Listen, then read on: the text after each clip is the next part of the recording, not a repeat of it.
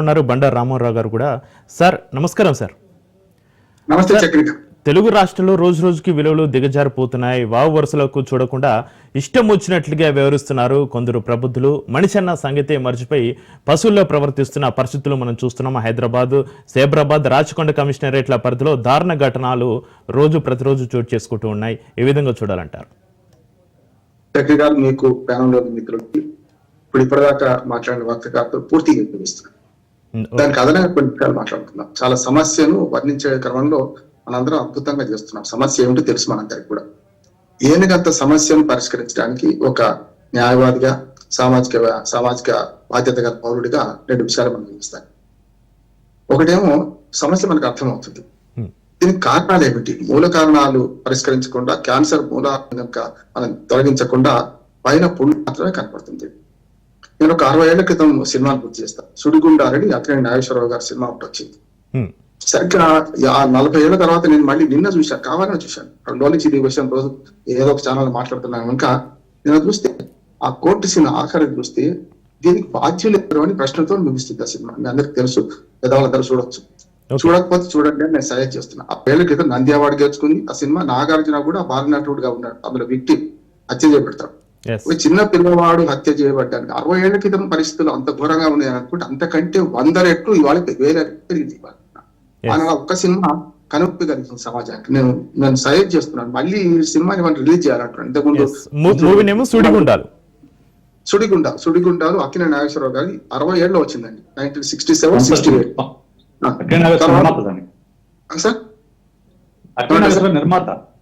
నిర్మాత ఆయన అతుల్ సుబ్బారావు దర్శకుడు. అలాంటి చిత్రాలు ఇప్పుడు చాలా అవసరం.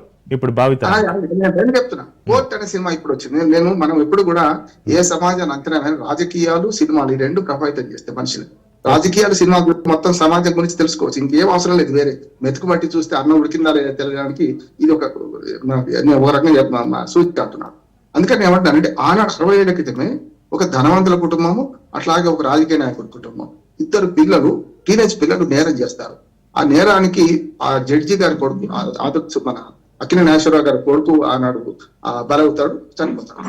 ఆయనే దీనికి బాధ్యులు ఎవరు? కేవలం టూల్స్ అంటే పనిముట్లను మాత్రమే శిక్షిస్తున్నామా, అసలు సమాజంలో ఏమున్నది అని దాన్ని చర్చిస్తాను. మన ఓపిక ఇద్దరే ఉన్నాం కానీ కొంచెం ఓపిక మాట్లాడుతున్నాం.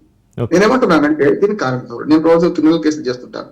చాలా వరకు ఇటువంటి కేసుల్లో మనకు మానవీయ కోణం పూర్తిగా సెన్సిటివిటీ పోయింది. ఎంతమంది వచ్చినట్టు 20 మంది, 20 అయినా అంటున్నాను. కానీ ఇంతకుముందు సినిమాల గురించి అద్భుతంగా చెప్పారు. దాంతో పాటు దీనికి విరుగుడు కొందరు సామాజిక వ్యక్తులు సెల్ ఫోన్ వాడినివ్వద్దు, సెల్ ఫోన్ దుర్మార్గము, మొత్తం ఏమంతా నిషేధించాలి సినిమాలు. ఇది కావచ్చు, పరిష్కారం ఒక్కటి లేదు. కత్తితో కూరగాయలు పోయొచ్చు, మినకాయలు పోయొచ్చు. తప్పు కత్తిది కాదు కదా, కోసేవాడిది తప్పు. నేనేమంటున్నానంటే కత్తి తప్పు కాదు, కోసేవాడిది తప్పు నిరూపించాలమ్మా ఒకటి. రెండోది వీటిలో మంచి కూడా ఉంది కదా చక్రి. ఇప్పుడు నేను 6 ఏళ్ళ నుంచి కరోనా కష్టకాలం తర్వాత, అంతకుముందు జూమ్ మీటింగ్ ఇంత విస్తృతంగా మాట్లాడకపోయేవాళ్ళని ఒక టీవీ ఛానల్ పోయేస్తే ఓ రోజంతా పోయేది. కానీ వాళ్ళ కరోనా కష్టం, కరోనా సంక్షోభము ఒక మంచి పరిష్కారం దారితీసింది కదా. వాళ్ళు వెబినార్లలో అద్భుతంగా ఎక్కడికంటే ప్రపంచంలో ఎక్కడో మాట్లాడగలుగుతున్నాం. ఇది మంచిదా కాదా? ఈ సెల్ ఫోన్ గతంలో ఒక పుస్తకం చదవాలంటే ఒక రోజంతా పట్టేది. ఇవాళ 10 నిమిషాల్లో ఒక సబ్జెక్ట్ గురించి 10 నిమిషాల్లో మన సెల్ ఫోన్ లో, మన అరచేతిలో స్వర్గం ఉంది, అరచేతిలో నరకం, 2 ఉన్నాయి. ఈ అరచేతిలోనే 2 ఉన్నాయి. ఈ అరచేతిలోని స్వర్గాన్ని తీసుకుందామా, నరకాన్ని తీసుకుందామా, 2. నేను ఈ మధ్య యాజ్ అడ్వకేట్ ప్రాక్టీస్ చేస్తూనే స్కూల్లోకి వెళ్తుంటాను. ఎప్పుడు ఏ ఊళ్ళకి పోయినా ఒక స్కూల్, ఒక అంగన్వాడీ, ఒక ఆరోగ్య కేంద్రం సందర్శిస్తే ఆ ఊరు సంగతి తెలుస్తుంది. ఊరుబడి తీరు ఎట్లా ఉన్నదో ఏలుబడి కూడా అట్లా ఉన్నట్టు లెక్క. ఊరుబడి మంచి కూడా ఏలుబడి మంచి ఉన్నట్టు లెక్క. కనుక నేనేమంటున్నానంటే లయన్స్ ట్విస్ట్ అని, లయన్స్ క్లబ్ ఇంటర్నేషనల్ లో నేను బాధ్యత కనుక మేము ఒక ట్రైనింగ్ ఇస్తుంటాం. లయన్స్ ట్విస్ట్ అని హెల్త్ సెన్స్, ఏదైతే శారీరక మార్పులు దాని 13 to 19 టీనేజ్ లో అడల్సెన్స్ ఎట్లా ఉంటది, దీన్ని అడ్రస్ చేయకుండా ఈ నేరాలను మొత్తం అడ్రస్ చేయలేమంటున్నాను. ఈ నేరాలను అడ్రస్ చేయాలంటే మొట్టమొదటి అడల్సెన్స్ ని అడ్రస్ చేయాలి. మనందరికి అనుభవం ఉంది చక్రి, మీకు, నాకు, మా మిత్రులు వారికి కూడా అనుభవం లేదు. నేనేమంటున్నానంటే ఈ అనుభవంతో మనం ఏం చేస్తాం, గతంలో మోకాటి చిప్పలు పగిలినాయి కనుక మనం ఎక్కడ అనుభవం వ్యవహరించాలో నాకు తెలుసు. కానీ అమాయక పిల్లలు, ముక్కుపచ్చలాని పిల్లలకు ఇంత ప్రలోభాలు మొత్తం నాకు కనపడుతుంటే ఆ ప్రలోభాలను దాటి వాళ్ళు ఎట్లా పోతారు? నిందితులు వాళ్ళు కావచ్చు, కానీ మన సమాజం అంతా నిందితులే ఉంటున్నారు. మీరు అందరం బాధ్యులే ఉంటున్నారు. ఓ డాక్టరు, ఓ అడ్వకేటు, ఒక జర్నలిస్టు, ఒక రాజకీయ అందరూ బాధ్యులే ఉంటున్నారు. అయితే ఇక్కడ వాళ్ళు వెనకేసుకోవడం కాదు. కొందరు ఏమంటున్నారు, యాసిడ్ చంపిన యాసిడ్ పోసిన వాడిని చంపేయాలి, ఎన్కౌంటర్ చేసేయాలి. ఇప్పుడు పిల్లవాడి మీద చాలా అవాకులు జవాకులు పెడుతున్నారు. ఆ పిల్లవాడి ఆర్థిక స్థితి ఏంది, మానసిక స్థితి ఏంది, వాళ్ళ కుటుంబం ఏంది? దానికి కారణం ఏంటంటే ఉమ్మడి కుటుంబాలు చిత్రం అయిపోయింది. నెంబర్ 1.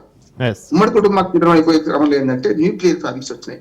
గతంలో మనకు తాత నానమ్మ, తాత అమ్మమ్మ కదా, అట్లాగే భార్య భర్తలు, 2 పిల్లలు ఇట్లా ఉంటే తాత నానమ్మ దగ్గర పిల్లలు పడుకున్నప్పుడు చందమామ కథలు చెప్పేది కదా.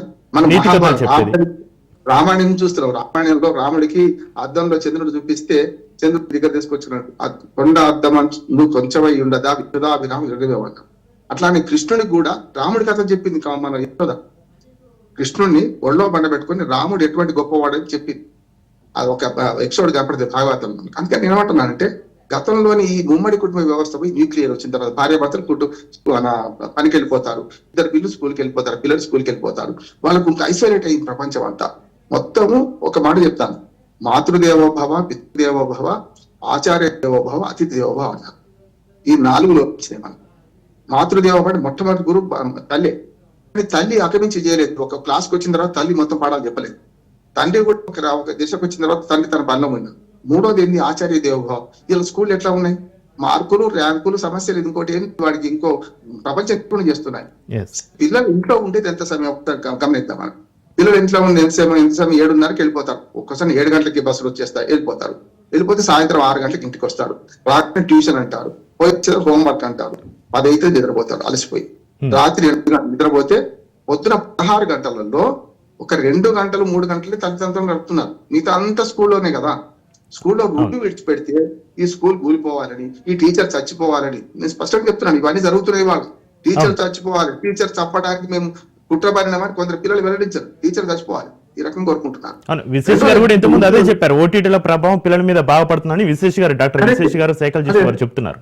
డాక్టర్ విశేష్ గారు సార్ నమస్కారం సార్. నేను కొంచెం ఆలస్యంగా వచ్చిన, వేరే టీవీలో మాట్లాడి సార్. ఇక్కడ ఏమవుతుందంటే మనకు ఈ వెబ్ సిరీస్ ఇవన్నీ కరెక్టే కాదంటలేదు నేను.